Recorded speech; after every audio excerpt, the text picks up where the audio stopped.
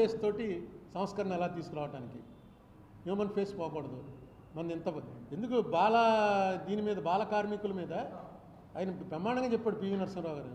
బాల కార్మికులు నిషేధం చేస్తే కానీ ఆ దేశంతో ఎవరో ఏ వ్యాపారాలు చేయకూడదు అని ఒకటి పెడితే అది తీయించేశాడు ఈయనే. మా దేశం పరిస్థితి నీకు తెలియదా?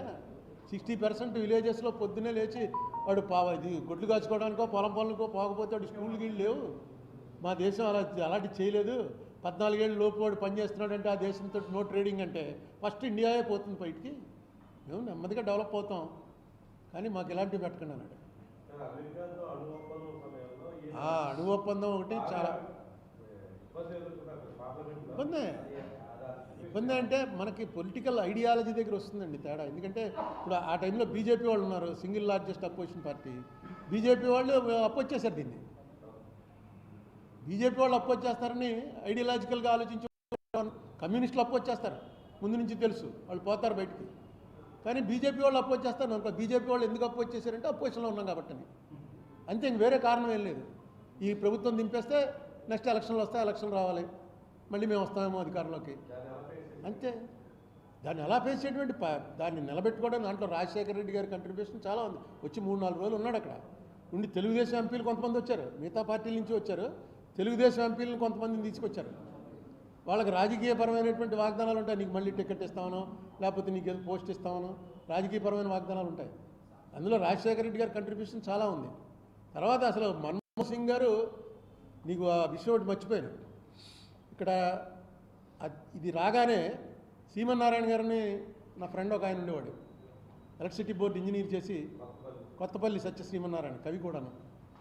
ఆయనను దేశాయ్ గారు కూర్చుని ఆఫీస్లో అసలు దీని మీద ఏది ఈ అణు ఒప్పందం 1, 2, 3 మీద ప్రపంచంలో ఎవరేమనుకుంటున్నారని నెట్ దగ్గర కూర్చుని వెతికారు. వెతికితే చైనా తీవ్రంగా వ్యతిరేకించింది. పాకిస్తాన్ వాడు ఏమన్నాడు, వాళ్ళకిస్తే మాకు ఇవ్వాలి, లేకపోతే అమెరికా సైడ్ తీసుకున్నట్లు లెక్క, సేమ్ ఒప్పందం పాకిస్తాన్కి కూడా ఇవ్వండి, లేకపోతే ఇది చాలా తీవ్రమైనటువంటిది, ఇది ఇంకా చేస్తాం అని పాకిస్తాన్ వార్నింగ్ ఇచ్చాడు. దేశాయ్ గారు పొలిటికల్ థింకింగ్ కదా, వెంటనే ఒక బుక్ తయారు చేశారు. ఒక 30 పేజీల బుక్. ఆ బుక్లో చైనా వాడు ఏమన్నాడు, పాకిస్తాన్ వాడు ఏమన్నాడు, రెండు కూడా మనకి శత్రు దేశాల కింద లెక్క. చైనా శత్రు దేశం కింద లెక్క కాకపోయినా మనకు ఫ్రెండ్లీ దేశం కాదు, పాకిస్తాన్ శత్రు దేశం. 2 దేశాల వాళ్ళు దీన్ని తీవ్రంగా వ్యతిరేకించారు ఇంటర్నేషనల్ డయాస్ మీద. అదో బుక్ వేశారు. ఆ బుక్ నేను ఒక 500 కాపీలు వేయించి మొత్తం పార్లమెంట్లో అందరికీ పంచిపెట్టాను. ఎవరు రాసినట్టు? నేనే రాసినట్టు. అంటే వీళ్ళు నెట్లోంచి తీసిందే, కింద బై వి అరుణ్ కుమార్ అని చెప్పేసి ఎంపీ రాజమండ్రి అని. దాని మీద సిడబ్ల్యూసి మీటింగ్లోకి వెళ్తూ ప్రణబ్ ముఖర్జీ గారు పిలిచి కేకలేశాడు, నువ్వు ఎలా వేస్తావు ఇలాంటి బుక్కు, నువ్వు ఎంపీవి, రూలింగ్ పార్టీ ఎంపీ, ఏఐసిసి సెక్రటరీవి, నువ్వు ఎలా వేస్తావు ఇలాంటి బుక్కు, నేను చదివాను అంటే అదంతా నిజమేనండి, నెట్లోంచి తీసిందే, నా సొంతమేం కాదు అంటే నిజం చెప్పి, ఇంకా ఎవడో పేపర్ వాడు రాయాలి, ఎవడో ఆర్టికల్ రాయాలి, దీని మీద స్పెషలిస్టులు ఉంటారు, నువ్వు ఆ రూలింగ్ పార్టీ ఎంపీ నువ్వు వేస్తే ఏ వెళ్తుంది మెసేజ్, నో ఇలాంటి ప్రయోగాలు చేయకూడదు, అసలు పార్లమెంట్ అంతా పంచిపెట్టేశావు అని చెప్పి ఆయన కోపడ్డాడు. ఇదే మాట మన్మోహన్ సింగ్ గారు ఎంత బాగా చెప్పాడంటే, దీన్ని ఫ్రెండ్లీ మీడియా ఎవరు ఉంటే వాళ్ళకి ఇచ్చి పేపర్లో వచ్చేలా చూడు, వెరీ ఇంపార్టెంట్.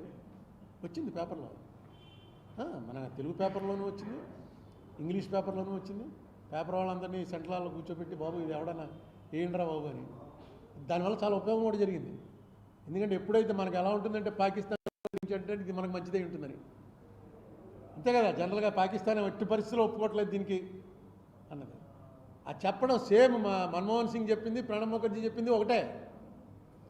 కానీ మన్మోహన్ సింగ్ చెప్పింది స్మూత్గా ఉంటుంది, ఈయనేమో కొంచెం కోపిష్టి. ప్రణబ్ ముఖర్జీ ఉత్తున కష్టం అనేవాడు, నువ్వు ఎలా వేస్తావు అట్టు అన్నాడు.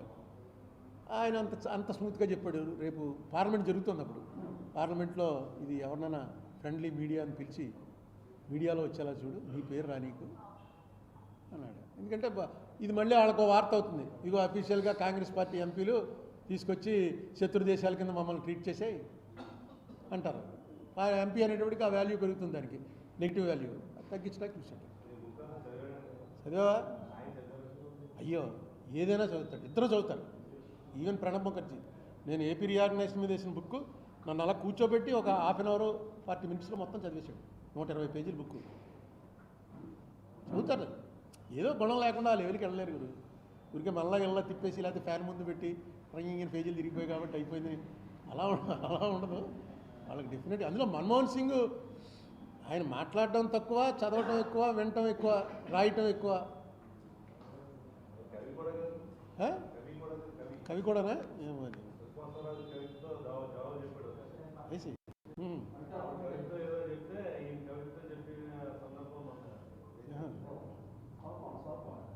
అని ఏదైనా నేను అనుకుంటాను. నేను మనిషి అంటే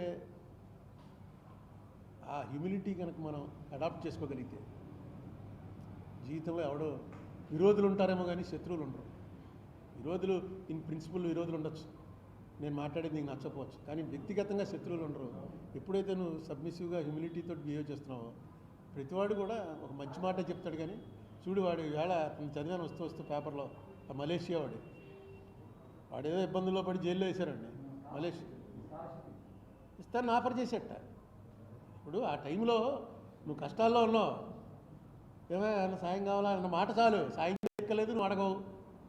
ఆ మాట అనడానికి అసలు ఇతను మాట్లాడతాడా అనుకున్నాడు, ఎలాంటి మాటలు మాట్లాడాడు చూడు. మరి అంటే ఆ టైంకి ఏం మాట్లాడాలి అన్నది తట్టడమే.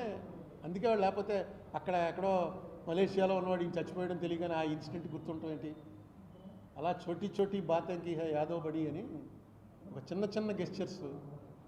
చాలా గొప్ప వ్యక్తి.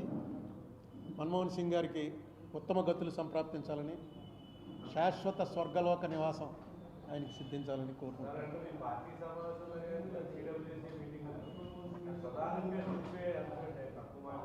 ఆయన ఎకనామికల్ వాటిలోనే ఇంటర్ఫీర్ అవుతాడు, మిగతా వాటిలో పెద్ద ఎక్కువగా ఇంటర్ఫీర్ అవ్వడు.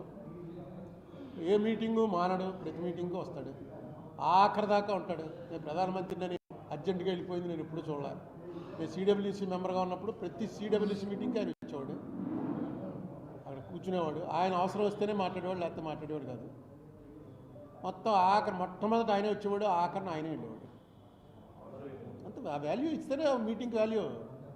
ప్రధానమంత్రి గారు రాకండి నువ్వు నేను కూర్చుని మాట్లాడుకుందాం అంటే ఆ మీటింగ్కి వాల్యూ ఏముంటుంది?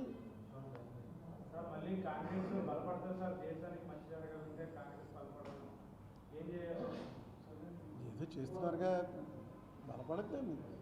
ఇప్పుడు కాంగ్రెస్ అనేది ఉంటే ఈ దేశానికి మౌలికమైనటువంటి ఏవైతే ఉన్నాయో వాటిని కాపాడుకుంటూ వస్తుంది. మన దేశానికి మౌలికమైనది ఏంటంటే సెక్యులర్ అంటే మతాతీతం అనుకుంటారు కొందరు. కాదు, సర్వమతాలకి సమానత్వం.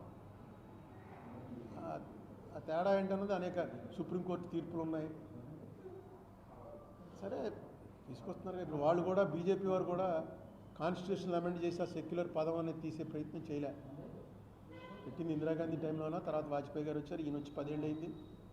తీసే ప్రయత్నం, ఎందుకంటే వాళ్ళకి తెలుసు ఏదో ఎలక్షన్స్ నెగ్గడం కోసం స్లోగన్ ఇవ్వచ్చు, కానీ వాళ్ళు కూడా ఇప్పుడు మొన్న ఆర్ఎస్ఎస్ ఆయన ఇచ్చాడుగా. మొన్న ఆర్ఎస్ఎస్ ఆయన ఇచ్చాడు. అంతకుముందు ఆయన ఒక స్టేట్మెంట్ ఇచ్చాడు, ఎందుకో సరిగ్గా పబ్లిక్లో రాలా. ముస్లిమ్స్ది ఇండియాలో పుట్టిన వాళ్ళందరివి జెనెటిక్గా సేమ్, మనందరి జీన్స్ ఒకటే అని ఆర్ఎస్ఎస్ భగవద్గీత చెప్పాడు. సో బేసిక్గా ఇది మన అందరిలో ఉంటుంది. అయితే ఎలక్షన్లు వచ్చేటప్పటికి కులాలు వస్తాయి, మతాలు వస్తాయి. ఎనీవే దేశానికి మంచి జరగాలని ప్రార్థిద్దాం. మన్మోహన్ సింగ్ గారి అవన్నీ తర్వాత మాట్లాడదాం. ఇంకా ప్రెస్ మీట్ పెట్టలే. ఈవేళ ఢిల్లీ వెళ్దాం అనుకున్నాను, వెళ్ళలేకపోవడం వల్ల ఇక్కడ మీటింగ్ పెట్టాను. సరిగ్గా ఆయన అంత్యక్రియలు జరిగే టైంకే మనం కూర్చున్నాం. 11:45 అంత్యక్రియలు జరిగితే ఆ టైంకి పెడదాం. ఇక్కడికి వెళ్ళి మాత్రం ఆయన అలాగే చూసి ఆయన ఫ్యామిలీ ఎవరు నాకు